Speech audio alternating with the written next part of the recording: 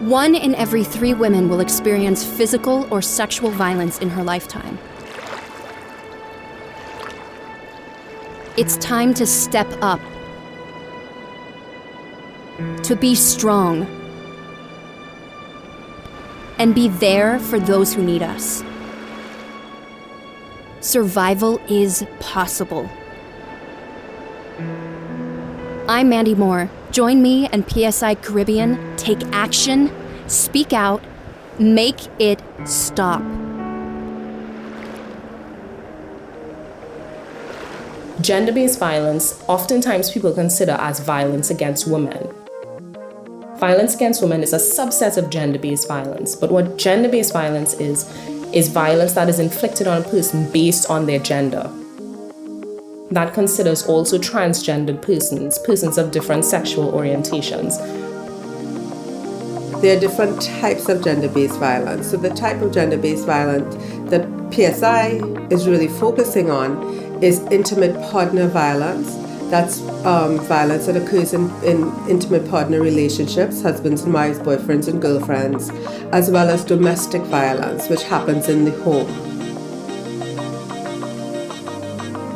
So certainly this is not necessarily just about the feminist movement, about women specifically, but is about the value of a human being and the right for them to be free from violence at any stage of their life, regardless of their status. When we talk about gender-based violence, it's clear that we don't want it to seem that it's just a problem, an isolated problem in this country or this region, but it's a global problem.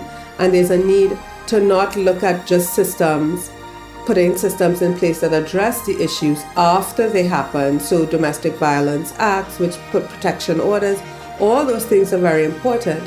But here at PSI, we're looking at what can we do to prevent gender-based violence from occurring in the first place. We are one in the top 5 in terms of, our rates of rape and different forms of violence against women and gender-based violence. So it's very, very pervasive and it's almost normalized in the Caribbean and in Trinidad specifically. More importantly than the statistics is that gender-based violence isn't something new. It is a problem that has existed since time immemorial. The challenge with it is that it's become normalized, not only in Trinidad and Tobago, not only in the Caribbean, worldwide. We've been fortunate to have a fantastic donor who's focused on this area. Her name is Indrani Garadia, and she's really pioneered this work, not just in the Caribbean, but PSI globally, and she's really a force to be reckoned with, and we're fortunate to have her on board. I'm really happy to be with PSI, and my initiatives are in 2 countries, in India and in Trinidad and Tobago. We really want to educate the young people on gender norms. Anjani is like family. Her mission, her drive, her strength and her charisma is really an inspiration on the ground for the work that we're doing.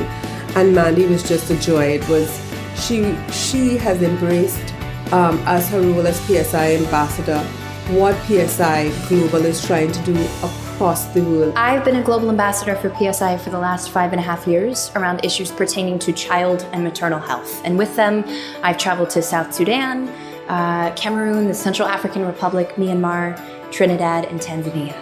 They didn't just want to come and just launch our project, but they really wanted to understand the landscape of gender-based violence in Trinidad. During my trip to Trinidad, I was able to see some of the HIV prevention programs initially, and then we sort of switched focuses and gears and were able to see programs that were already sort of up and running here in Trinidad, services that were available to women who were victims and survivors of domestic violence. So we visited a shelter, a safe house for survivors of domestic violence called The Shelter.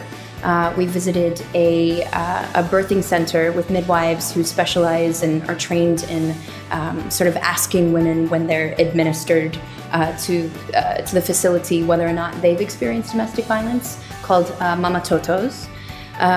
We also visited, had sort of a roundtable discussion with a bunch of youth Indrani led this sort of session with them and sort of talked about gender norms and negative gender norms and how we sort of can approach that and start to change those negative gender norms. And when we talk about gender violence, we don't mean women, we mean human violence. Unfortunately, the majority of violence is against a woman, but there are men who are suffering. And I do also believe that men who choose to abuse don't choose to abuse with full intention of being abusive. They don't know what to do. When we talk about gender-based violence, we tend to exclude the men, or we see the men as perpetrators. But a lot of men, even as a perpetrator, is a call for help. How do we provide support for men in need? And I don't only mean as victims themselves, but possibly as perpetrators. How do we get them to recognize that there is support services for them? I spoke to a group of 20 young people from Trinidad a few days ago, and I asked, who of you has experienced violence? Every single hand went up. I'm a mother myself, and I'm very adamant about speaking to my children about when we have conflicts and when we're dealing with anger, there are healthy ways to do it and there are healthy ways, but there are unhealthy ways to do so. So speaking to children, speaking with them, not at them, but helping them as well to understand the forces that are taking place and how you manage conflict and the respect between boys and girls. Oftentimes we speak of women and men as dealing with this issue, but we are a culture that our violence is so normal, but we have to be able to change that, and we can. One of our big initiatives is our youth empowerment program. So we've developed a youth curriculum, which is a 12-session curriculum, which we will be taking into schools and institutions that provide services to young people and rolling out this program. That's really a key preventative initiative. This has been a fantastic journey for us, but also one that we've seen needs a lot of attention because there are partners that are working in this area in Trinidad and Tobago, and we've been connecting with them strongly. And to highlight the project that we'll be doing, and we were able to launch our project called Make It Stop. This is a campaign that's focusing on gender-based violence prevention efforts through PSI-Caribbean. Our intent is to make violence stop. When it comes to the Make It Stop campaign, what I find most interesting is that PSI here in Trinidad has gotten with groups that are already on the ground offering services to the community in the gender-based violence sort of community, and have figured out what the gaps are and what the needs are and sort of bridged those together and created an entire campaign, the Make It Stop campaign, around those needs. Community is very important as well when we're looking at violence. What is the paradigm that we have and that we're continuing in generations as well? So we're working with our community groups also, really to dig into these issues. We are not going to see an overnight success. This is not something that is a quick fix. We are continuing work that people have been doing for a long time, but we see a critical element where social marketing is concerned. That is PSI's strength. I think we're at the point of deep awareness. I think social media is making the whole world realize, whoa, this is a problem that is bigger than anyone expected.